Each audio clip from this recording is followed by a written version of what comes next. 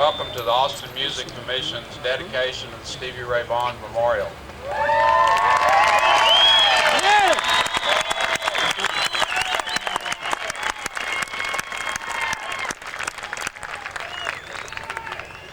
There's a large number of people that deserve some special recognition and thanks for helping us get this project together. So many that it's really would take all afternoon to mention them all. We'd like to thank especially, though, the Parks Department of the city and all the various other departments of the city who have been so much help to us.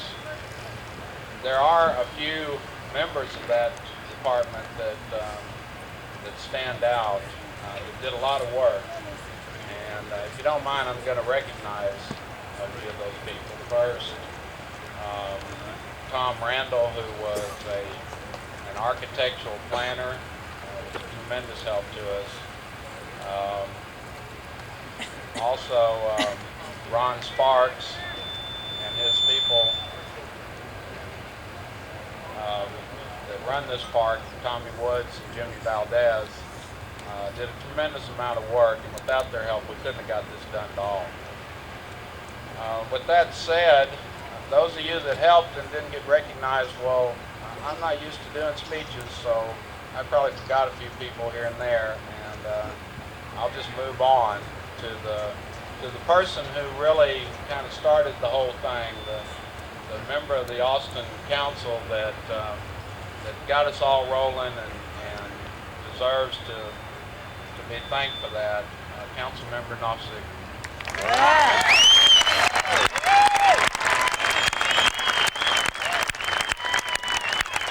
Thank you all. Thank you all. It surely is a beautiful day. I think we've been blessed with this beautiful day. It's just perfect for a Stevie Ray Vaughan concert at Auditorium.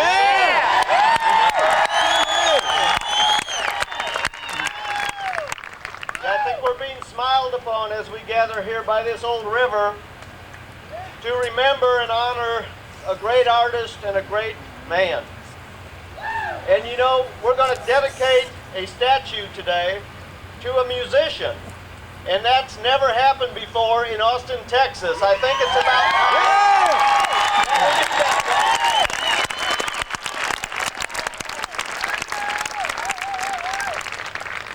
And I think that Stevie feels at home on this spot. Yeah. Right here in Auditorium Shores and right here in South Austin.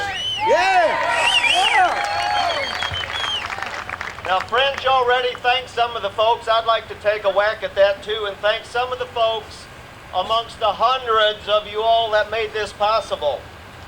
Certainly the Vaughan family in working with them to make this possible.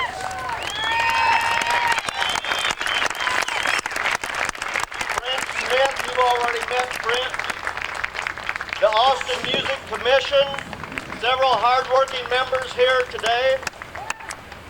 The Parks and Recreation Department of the City of Austin, and there was a special organizing committee made up of some folks representing the Vaughan family, the Parks Department, and I'd like to recognize my own assistant at the council office, Esther Matthews. I saw Esther here earlier.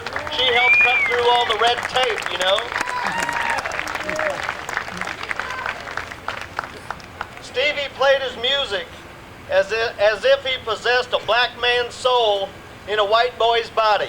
And even as a kid, when he was little Stevie at the one night, he played his music like he'd already lived for several lifetimes. He was born with a real gift, and he played and he practiced, and he played and he worked, and he played that gift into a legend that this memorial will help to keep alive forever. Yeah.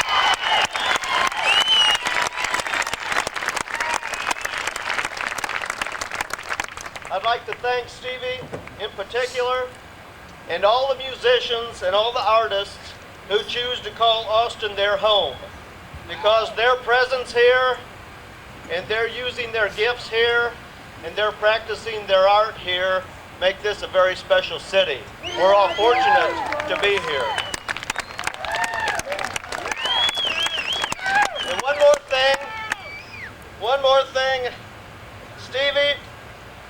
us who've been touched and inspired by your music will hold you forever in our hearts. Rave on, Stevie! Rave on!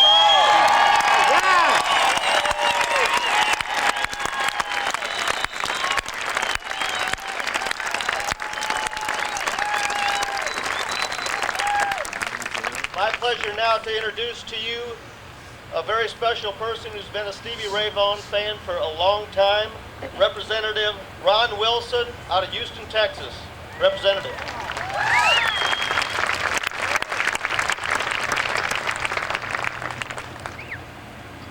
I guess one of the real reasons that I'm here is because, well, let me back up. I'm a politician and I'm a lawyer, but that's my day job. I'm really a musician. I've been playing music for a long, long time, and that's how Jimmy and I met, and how I met his brother Stevie.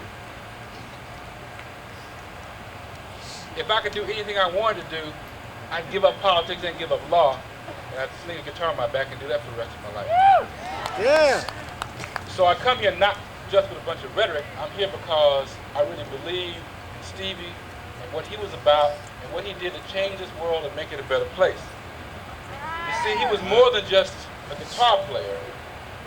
And how many of you here, I'm just going to do this. How many of you folks here actually had the opportunity to sit and listen to Stevie? Hold your hands up. Yeah, everybody. All right. We have a gathering of the faithful. When he played, it was more than just a guitarist. He was like an evangelist. He delivered a message of love, not just love, but of passion. When he played, you could literally feel the earth move.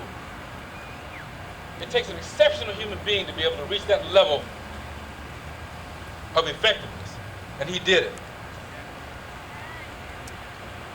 His playing transcended the medium of music. You really had to fasten your seatbelt to hang on and listen to him. When he played, he did more than just play nice little ballads. He kicked butt. I'm sorry, he just kicked some butt. That's why other musicians hated to follow him. I don't know how Thomas kept up. Shannon and I just blows me away, but he did. We are so fortunate to be here to honor such a great individual, but we're also fortunate too, because Stevie wasn't traveling alone. He got a brother. Yeah, yeah. Got a brother. We are so blessed in Texas and in Austin to have such a talented family that we can wrap our arms around. And Lord knows we care so much about Stevie, and he did so much. We also care about Jimmy, because he's going to have to carry on the great legacy. We're going to be out watching him, and we're going to expect him to kick some butt too.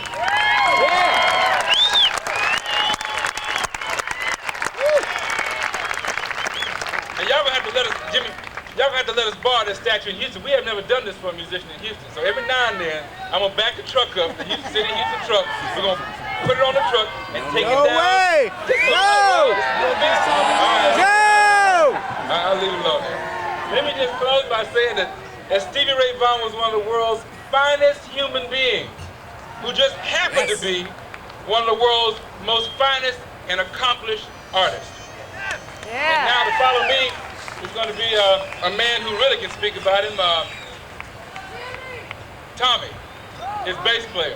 Now Shannon, I've watched Shannon many nights too. I don't know how he kept up, you know, because blues musicians, I used to play with Layton, and really good blues guitarists, the bass players will tell you, the good guitarists don't play the same thing the same way twice. So it makes us bass players kind of like, you know, like we're ballroom dancing and we're playing the female part. We don't know where they're going, but we got this hanging there, otherwise we get run over. Tommy's done that so well. He is a real master at his craft. I'm pleased to be able to present to you one of the world's finest bass players, Tommy Shannon.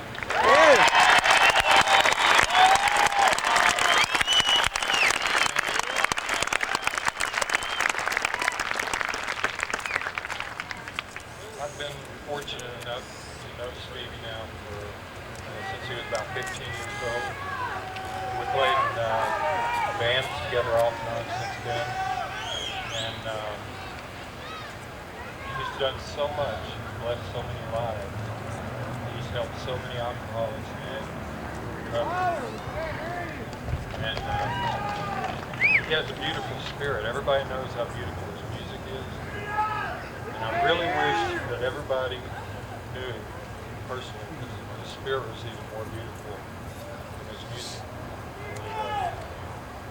And I'll love him till I die.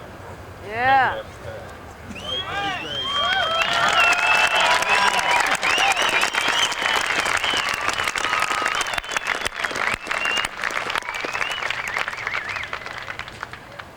Yeah, I'd like to introduce one of my best friends, Chris Layton. Yeah. Very long time.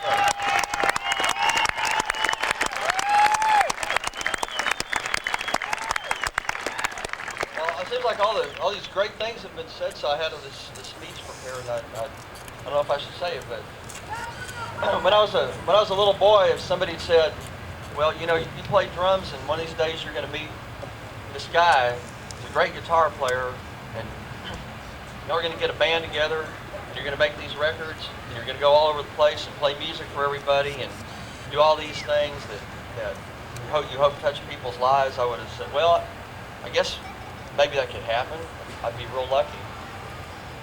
But someone said, not only that, that's just going to be maybe a smaller part of it, because inside of this person is all this greatness, somebody who really cares about people, who doesn't do anything half-hearted. He's going to do everything all the way, 150% of the time, 150%, everything he's going to do it the best he can and better. And one day someone's going to build a statue to him. I thought, well, I'd be too lucky. That just couldn't happen to me. But it did, and here we are today. And it makes me think that so many times when anybody wanted to ever talk to Stevie and spend time, he always had time to talk to anybody.